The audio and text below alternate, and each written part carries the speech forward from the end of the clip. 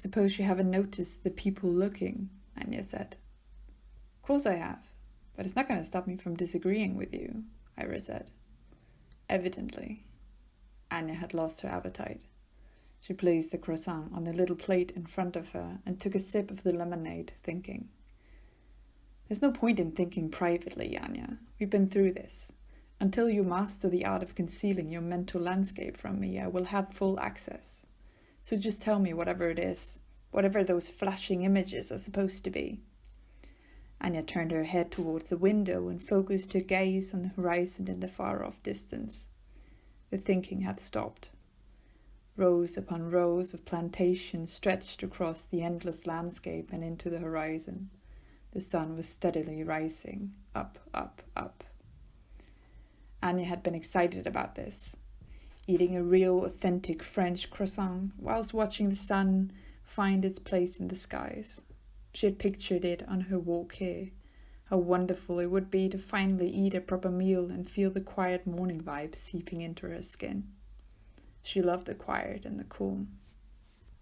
Being able to just breathe whilst thinking of nothing in particular. She hadn't had a lot of those moments since meeting Ira. The thinking especially was challenging to come by.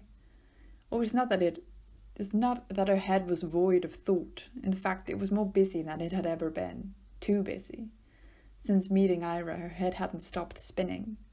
She had invited another being into her brain and now found that there wasn't really room for both of them in there. There was barely room for herself in that head of hers. And on top of that, Ira had all these opinions and all this knowledge that she simply couldn't keep to herself. They constantly seemed to be arguing or discussing things, as Ira would call it. Not that they massively disagreed on things, but Ira had strong opinions on all things living and dead. Often too strong for Anja's liking. She was lacking in nuance and tolerance and colour. All was black or white. Very few things were a shade of grey, and none of it were coloured. Or patterned. It was driving Anja completely out of her mind. How could she not see that her opinions were too saturated, that she came on too strongly, that this would be her kiss of death if she were ever to sit on that dragon throne, or be any kind of decent politician? Thanks, Anja said. But you respectfully disagrees? Asked Ira. Oh, you do know me well. That's what I've been trying to tell you. Well, all right, but can we maybe stay clear of my dominating, arrogant qualities? Asked Ira. Okay, fair enough. You do know that I cannot always control how my brain works, but I will try to be nice, I promise. Anja promised. Thank you, dear. Then I'll give you 5, said Ira. 15. We agreed on 15. I thought you were going to be alone. There's too many people around you. I can't give you more than 8. Ira, private headspace. We talked about this. It's too important to me. If you truly respect me, you'll give me 15. Ira hesitated. She did know how important this was to Anja, but she also didn't feel safe or comfortable leaving Anja alone when all those people in the cafe had just witnessed Anja being suspiciously odd.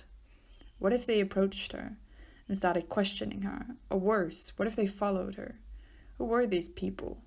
How would Anja know whether to trust them? What if they were the police? What if they told the police or were in league with those who kidnapped Baldador? Anything could happen in the space of 15 minutes. How about 11? 11's a good number. One of my favorites. Ira sounded hopeful. No, 5 sucks, 8 sucks, 11 sucks, even 15 sucks, but that's the most you agreed to. Please don't go back on your word. I promise I will shout if weird stuff happens. Do not shout, Anja. If you get into trouble, then let me know discreetly. Ira's response came out like a warning. Anja wondered briefly what she'd actually do if Anja started shouting about a dragon hidden in the woods. Not that anyone would believe her. Oh, that's easy. I'd slit your throat. Ira's response was so quick and morbidly violent that Anja was lost for words. I'm glad we're on the same page. Yeah. Anja couldn't seem to shake an image of her beheaded self lying in the greenest of grass with blood oozing out of her neck, her feet twitching in the grass. I said nothing about beheading, although that's quite an image you've conjured. Where's the head? I don't know, you probably ate it already. Excuse me, I do not feed on brains. Too much muscle, too little meat. Ira answered defensively. You're not helping. Now Anja was picturing a lone brain smeared all over the grass. I'm still going to demand my 15 minutes.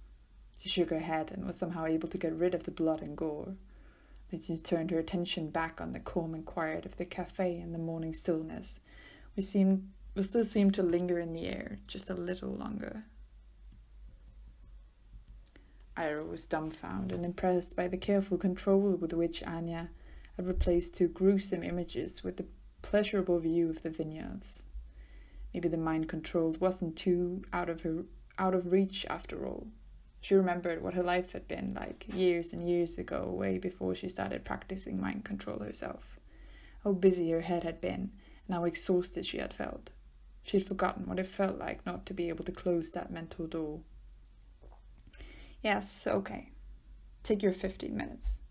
Whoa, really? Just like that? Anja couldn't hide the note of surprise in her voice. Yes, just like that.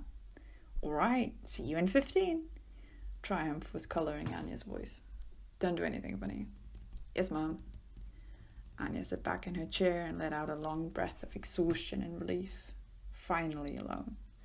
She reached out for the croissant and immediately looked up as someone seemed to have approached her. Good thing Ira's not here, Anja thought to herself. Hello, can I help you? Anja asked the pet-loving woman who had approached her. Hi there, that was just what I was going to ask you. Were you sure you're okay? You sounded like you were talking to someone and you looked upset, so I thought I'd ask in case you aren't. Okay, that is. She was perfectly sweet and her smile was kind. This bothered Anja, who had always responded to perfection with skepticism. I'm fine, thanks for asking. The annoyance in her voice betrayed her. The woman nodded, but lingered at the table with a concerned expression on her face. I'm Karen. This is my husband, Christoph.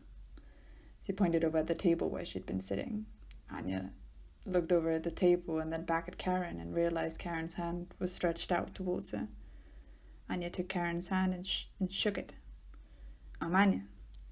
Nice to meet you, Anja. You too. Do I detect a fellow Brit? Karen asked with genuine interest in her voice. You do, Anja answered. Brilliant. We're from Nottingham. We've been travelling around Europe on business for the past couple of weeks. We're both paleontologists. She was very enthusiastic. It was almost contagious, but not quite. She looked expectantly at Anja, which threw Anja off. Anja quickly replayed the conversation in her head, looked into Karen's eyes, and said with equal enthusiasm, That's wonderful. Then when Karen didn't say anything else, Anja hurriedly added, I study media and communications in London. I just finished my BA. I'm taking this year off. Thought I deserved it.